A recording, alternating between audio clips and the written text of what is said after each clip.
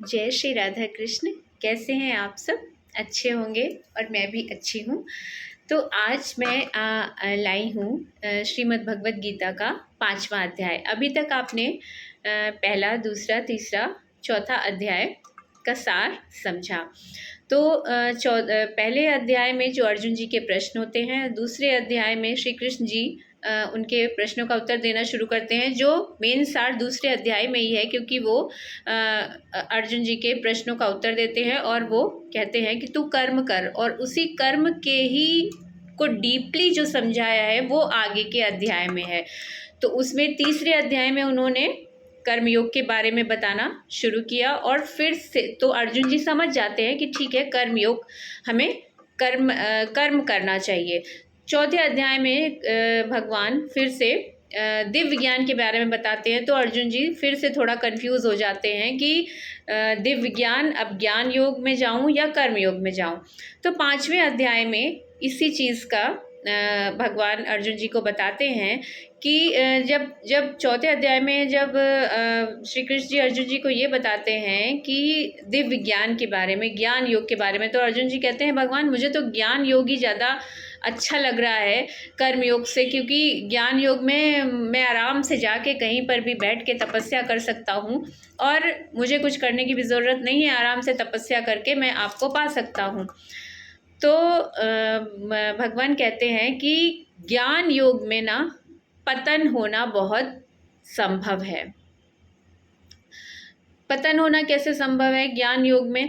कि जैसे हम मनुष्य हैं, हमारी बहुत सारी इच्छाएं होती हैं। अभी हमारी इच्छा हुई, हम सब संसार त्याग दे रहे हैं, हम जा रहे हैं, सन्यासी बन गए, हम जा रहे हैं तपस्या करने। हमने साल भर, 2 साल, 3 साल तपस्या करी, पर हमारे मन में शायद कोई डिज़ायर रह गई, शायद कोई इच्छा रह गई हो। हमने संकल्प कर लिया तपस्या करने का, और फिर हम 2 साल, 3 साल, 4 साल बाद तपस्या अधूरी छोड़ के फिर से वापस आ जाते हैं, नहीं मैं फिर से संसार में जा रहा हूँ, तो वो हमारा संकल्प टूट गया। तो इससे हम पतन के रास्ते पे चले जाते हैं।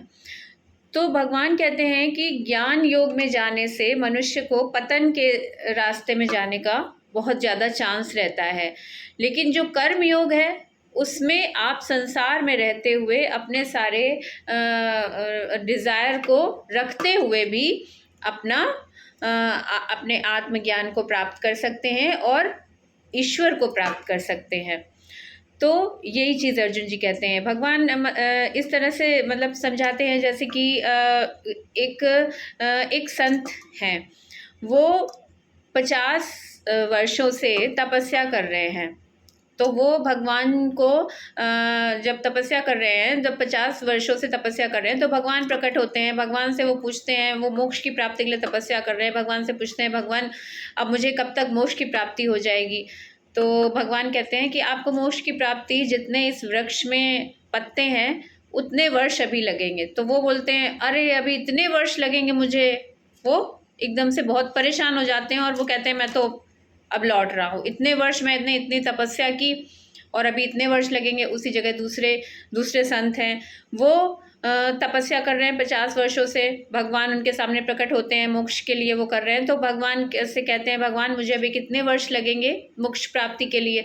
भगवान कहते हैं आपको, उनसे भी वही उत्तर देते हैं भगवान कि आपको जितने इस वृक्ष में पत्ते हैं उतने वर्ष लगेंगे, 10,000 पत्ते, 20,000 पत्ते, जितने पत्ते हैं। तो वो कहते हैं अरे बस इतने वर्ष लगेंगे मुझे, बस 10,000 वर्ष लगेंगे, चलो फिर तो ठीक है। उनको तुरंत मोक्ष प्राप्त हो जाता है।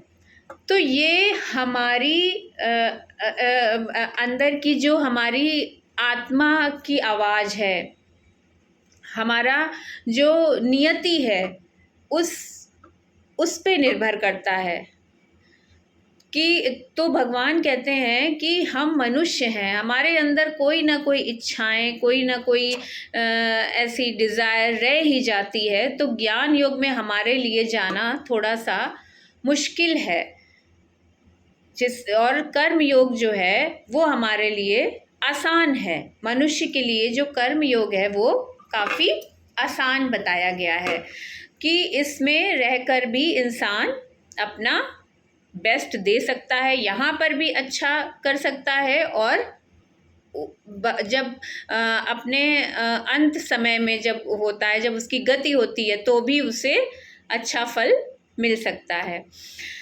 तो इस विषय में भगवान बताते हैं। फिर तो अर्जुन जी कहते हैं, अच्छा ठीक है भगवान, आप कर्म योग को बहुत ज़्यादा आगे बता रहे हैं, लेकिन मुझे ये नहीं समझ में आ रहा है कि कर्म योग में मैं जब करूँगा तो मैं फल भी मुझे ना मिले, तो ऐसा मैं कैसे कैसे कैसे समझूं कि फल भी ना मिले और मैं कर्म करता रहूं। तो भगवान कहते हैं, तू तू करता नहीं है, तू बस क्या कर सकता है, तेरे वश में क्या है, तू इच्छा कर सकता है और तू पुरुषार्थ कर सकता है। क्योंकि जो करता हूँ वह मैं करता हूँ। इच्छा भी जो मैंने, तेरे मन में जो इच्छा आई वो किसने जगाई है? वो मैंने जगाई है ना।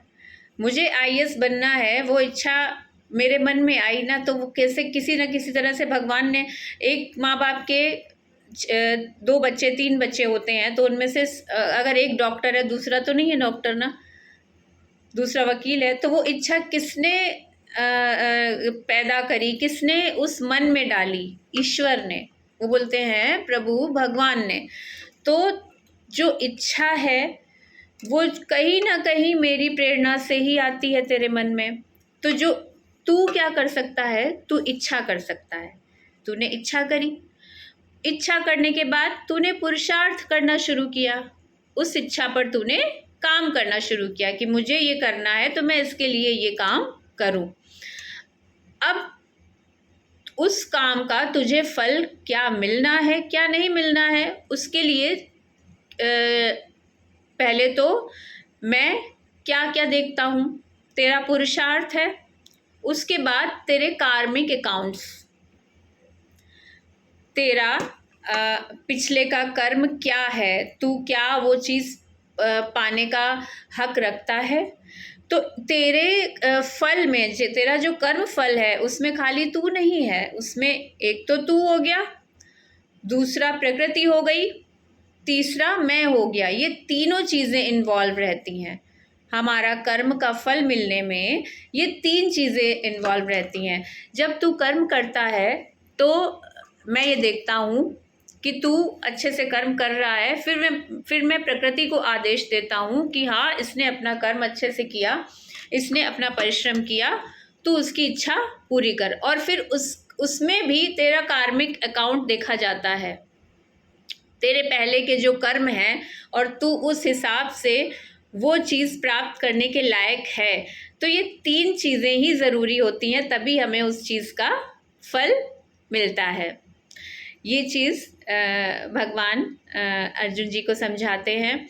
और दूसरा ये कहते हैं कि तू सब सारी चीज़ों में तू ये चीज़ ध्यान में रख के कोई भी कर्म कर कि जो भी करना है वो तुझे मुझे अर्पण करके करना है। जो भी करना है मुझे अर्पण करके करना है, तू पहले मुझे वो अर्पित कर। हम कुछ खाते भी हैं, हमारे बचपन से ये सिखाया गया है कि पहले जो भी खाना है भगवान का भोग लगाओ, उसके बाद कुछ खाओ।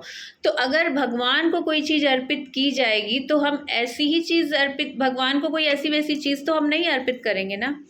ऐसी चीज़ अर्पित करेंगे जो भगवान को मांस मछली या मदिरा ये सब नहीं दे सकते ना। तो वही हमको भी वही चीज़ खानी है। तो उससे क्या हमारे अंदर आया कि हम वही खाएंगे जो भगवान को अर्पित करेंगे। तो भगवान को अच्छा अर्पित करेंगे तो हम अच्छा ही खाएंगे। उसी तरह से कर्म में भी है कि भगवान का नाम लेकर अगर हम कुछ करेंगे तो वो अच्छा ही कर्म करेंगे, क्योंकि ये तो सब जानते हैं कि अच्छा क्या है, बुरा क्या है। और बुरा कर्म को करने से पहले हम क्या सोचते हैं कि कहीं कोई देख तो नहीं रहा है। पर कौन देख रहा है? जो हमेशा एक तो है जो हमेशा देखता है ना हमारे कर्मों को। अगर हमारे मन में ये चीज़ आ गई कि हाँ वो तो देख रहा है, तो हम बुरा कर्म करने से भी पीछे हट सकते हैं, है ना। तो भगवान कहते हैं कि तू जो कर रहा है तू अपने को करता मत समझ। You are not the doer. तू अपने को करता मत समझ, तू करता नहीं है। तो कहते हैं कि जो मैंने कर्म किया वो तो मैंने किया ना। कहते नहीं, वो भी तूने नहीं किया, वो मैंने किया। तेरे मन में जो इच्छा उत्पन्न हुई वो मैंने उत्पन्न की। उसके बाद तूने उसमें काम करना शुरू किया। उसके बाद मैंने प्रकृति को आदेश दिया कि तू इसको देख कि ये इसकी इच्छा कैसी है और ये इसमें कैसा पुरुषार्थ कर रहा है और क्या इसके कार्मिक अकाउंट्स है, उस हिसाब से तुझे उसका फल मिलना निश्चित होता है। तो ये चीज़ भगवान समझाते हैं अर्जुन जी को। तो अर्जुन जी को फिर ये समझ में आता है कि हाँ प्रभु, मुझे निष्काम कर्म करना है, मुझे जो भी कर्म करना है वो निष्काम रह के करना है, कि कर्म मुझे करना है और उसके फल की मुझे आकांक्षा या इच्छा नहीं करनी है। तो श्रीमद् भगवद गीता के 5वें अध्याय में ये एक सार बात अर्जुन जी को ये समझ में आती है फिर, कि मुझे निष्काम कर्म करना है और जो भी करना है वो प्रभु को अर्पण करके करना है, क्योंकि कर्ता वो हैं। ठीक है।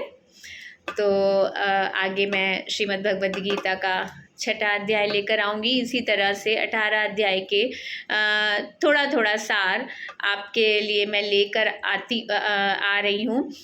इसमें ना जब हम श्रीमद् भगवद गीता पढ़ेंगे ना, तो उसमें हर एक श्लोक में बहुत बड़ा बड़ा सारा अर्थ दिया हुआ है और सबसे ये प्रार्थना है कि एक बार उसको ज़रूर पढ़ें। पूरा उसका डिटेल में समझा पाना एक छोटे वीडियो में बहुत मुश्किल है। तो हर एक चैप्टर का थोड़ा सार जो मैं समझ पाती हूँ पढ़ने के बाद, उतना मैं आपके लिए लेकर आती हूँ। ठीक है। जय श्री राधा कृष्ण।